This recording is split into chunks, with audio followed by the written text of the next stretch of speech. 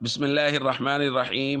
عن البراء رضي الله تعالى عنه قال: رأيت النبي صلى الله عليه وسلم والحسن بن علي على عاتقه يقول: اللهم إني أحبه فأحبه.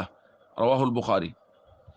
حضرت برا رضی اللہ تعالیٰ عنہ فرماتے ہیں، میں نے نبی کریم صلی اللہ علیہ وسلم کو دیکھا کہ حضرت حسن رضی اللہ تعالیٰ عنہ آپ صلی اللہ علیہ وسلم کے مبارک کندھوں پر ہیں، اور حضور علیہ الصلوۃ والسلام یہ دعا فرما رہے ہیں: اے اللہ، میں حسن سے محبت کرتا ہوں، آپ بھی اس سے محبت فرمائیے۔ ایک دوسری روایت میں حضرت ابو ہریرہ رضی اللہ تعالیٰ عنہ فرماتے ہیں، نبی کریم صلی اللہ علیہ وسلم سیدہ خاتون جنت سیدہ فاطمۃ الزہرا رضی اللہ تعالیٰ عنہ کے گھر تشریف لے آئے، اور حضور علیہ الصلوۃ والسلام نے آ کے پوچھا کہ وہ ہمارا بیٹا کہاں ہے؟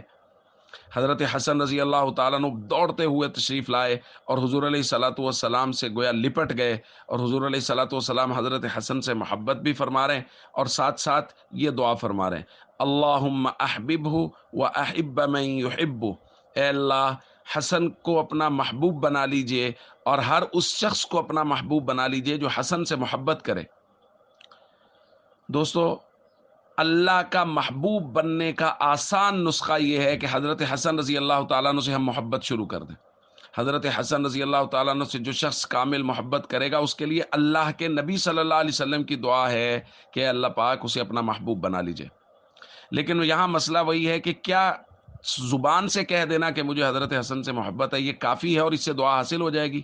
نہیں دوستو، محبت ہمیشہ یاد رکھیے گا کہ محبت اپنا اثر رکھتی ہے۔ جب ہم حضرت حسن رضی اللہ تعالیٰ عنہ سے سچی محبت کریں گے تو ہمارے کردار میں اس کی پوری جھلک ہوگی، ان کے جیسی ہم عبادات کرنے کی، اخلاق، سیرت۔ تو حضرت حسن رضی اللہ تعالیٰ عنہ سے محبت کریں اور اس کا اثر ہماری طبیعتوں پہ یہ ہوگا کہ ہم نماز کے پابند ہوں گے، ہم قرآن کی تلاوت کے پابند ہوں گے، ہم با اخلاق ہوں گے، لوگوں کے ساتھ محبت سے پیش آئیں گے۔ اس لیے حضرت حسن سے کامل محبت رکھیں تاکہ اللہ کے نبی صلی اللہ علیہ وسلم کی ہمیں دعا حاصل ہو اور ہم اللہ کے محبوب بن جائیں۔ السلام علیکم ورحمۃ اللہ وبرکاتہ۔